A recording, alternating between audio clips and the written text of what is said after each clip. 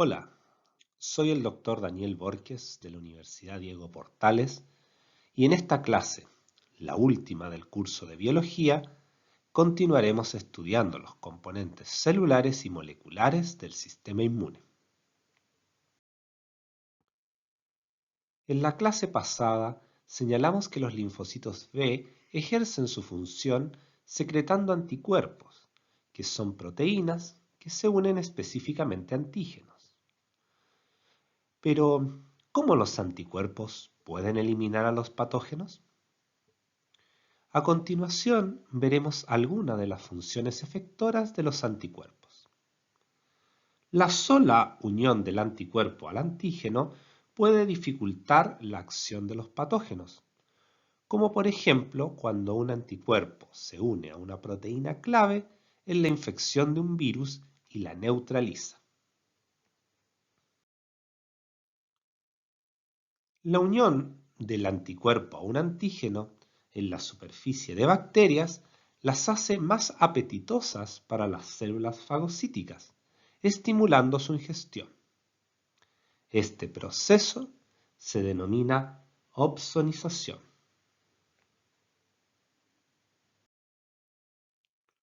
Finalmente, los anticuerpos pueden activar la llamada vía del complemento. Las proteínas del complemento las encontramos en el plasma y se activan de manera secuencial cuando varios anticuerpos se adhieren a la superficie de células extrañas. La etapa final genera un poro por el cual ingresan agua e iones, haciendo estallar la célula.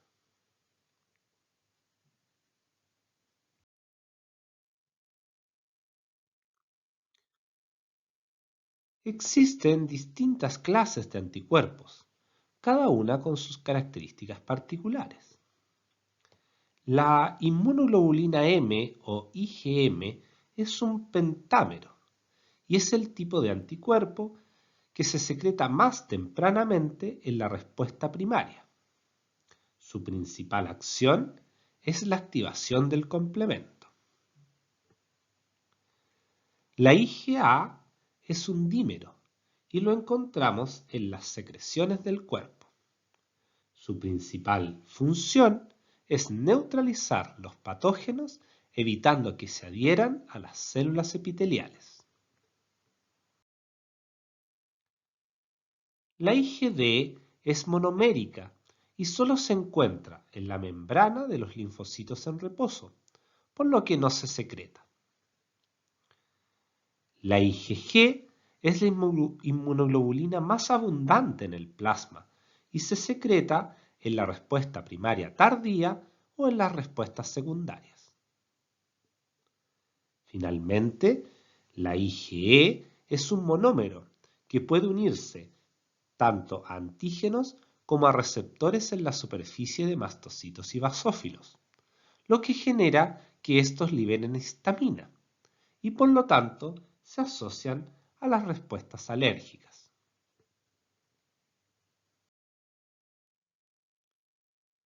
Estudiemos en más detalle la respuesta a alérgenos. Una primera exposición a un alérgeno inducirá la activación de linfocitos B vírgenes que secretarán IgE específica para los antígenos presentes en el alérgeno. Esta se unirá por un extremo a los receptores en la superficie de mastocitos o basófilos. La segunda exposición al alérgeno inducirá que las IgE en la membrana se agrupen, lo que generará la liberación de histamina, que es la que produce los síntomas de la alergia.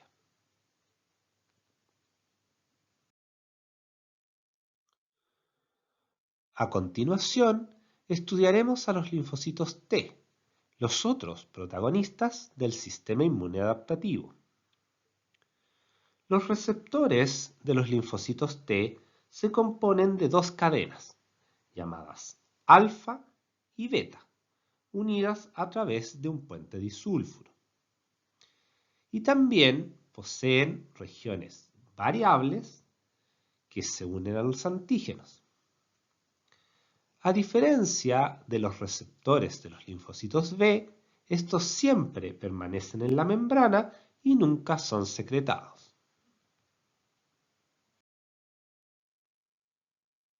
Los linfocitos T tienen la particularidad de que no son capaces de reconocer los antígenos a menos que estos sean presentados por las llamadas células presentadoras de antígenos.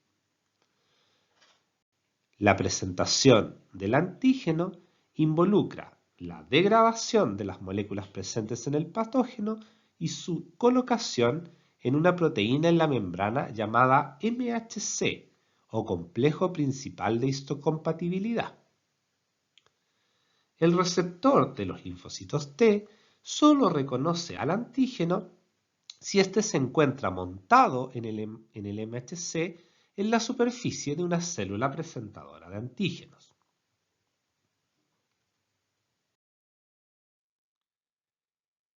Tal sistema de reconocimiento debe ser aprendido por parte de los linfocitos T durante su maduración en el timo.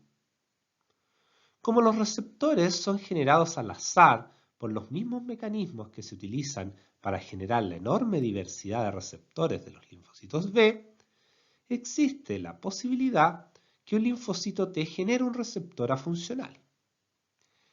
En el timo ocurre una selección positiva de los linfocitos T, donde solo aquellos que son capaces de reconocer los MHC presentes en las células son seleccionados, mientras que los que no son capaces de hacerlo mueren por apoptosis. Una segunda etapa de selección, llamada selección negativa, evita que los linfocitos que posean receptores capaces de reconocer antígenos de nuestras propias células sobrevivan. Las células del timo les muestran los antígenos propios y aquellos linfocitos que los reconocen mueren por apoptosis. Existen dos tipos principales de linfocitos T, llamados linfocitos T citotóxicos o linfocitos T CD8, ya que poseen una molécula llamada CD8 en la membrana, y los linfocitos T helper o linfocitos T CD4, ya que poseen una proteína llamada CD4 en su membrana. Cada uno tiene una tarea específica en la respuesta inmune y son activados en concordancia. Tal como existen dos tipos de linfocitos, también existen dos clases de MHC. Los linfocitos T citotóxicos reconocen antígenos mostrados por los MHC de la clase 1, los cuales están presentes en todas las células nucleadas. Estos presentan antígenos provenientes de patógenos intracelulares, como los virus, o en el caso de las células que se hayan transformado en cancerígenas, antígenos propios de dichas células. La acción que tomará el linfocito T citotóxico dependerá del contexto. Si el antígeno lo presenta una célula presentadora de antígenos profesional del sistema inmune, como células fagocíticas, el linfocito entenderá que dicho antígeno fue capturado por las células del sistema inmune e irá a destruir otras células que lo presenten. En cambio, si la célula que presenta el antígeno es cualquier otra, implicará que la célula se ha infectado por el virus o que se ha transformado en tumoral y hará que se suicide por apoptosis. Los linfocitos T helper, en cambio, reconocen antígenos mostrados por los MHC de la clase 2, los cuales están presentes en las células presentadoras de antígenos profesionales del sistema inmune, que incluyen a las células dendríticas, los macrófagos y los linfocitos B. Los MHC de la clase 2 muestran antígenos provenientes de patógenos extracelulares como la mayoría de las bacterias. Para montar una respuesta a ellas, es necesario activar a los linfocitos B para que secreten anticuerpos que ayuden a combatir a esas bacterias.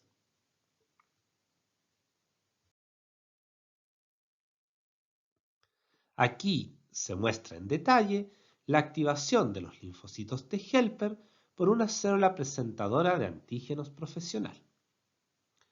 La primera etapa es la presentación del antígeno en sí en un MHC de clase 2, seguido de una conversación por medio de moléculas de señal llamadas citoquinas, que permiten la activación completa del linfocito. A continuación, el linfocito T helper secretará más moléculas de señal para coordinar la actividad de los linfocitos B y los linfocitos T.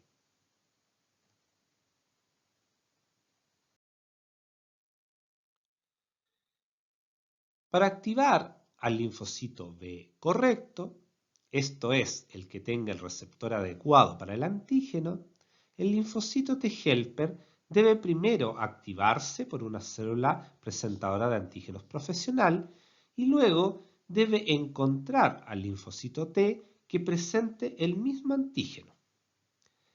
Recuerde que los linfocitos B también poseen MHCs de la clase 2.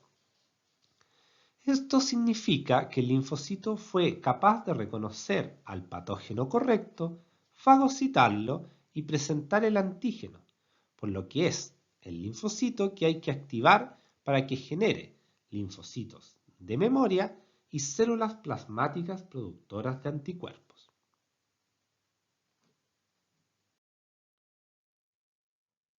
Los linfocitos T citotóxicos, en cambio, tienen por única función destruir células que presenten antígenos extraños en MHC de la clase 1, y para ello inducen su suicidio celular a través de dos proteínas, las perforinas, que forman poros en la membrana plasmática de la célula blanco, y las granzimas, que entran por dichos poros y activan la apoptosis. Con esta clase llegamos al final del curso de biología. Nos vemos y mucho éxito en el futuro.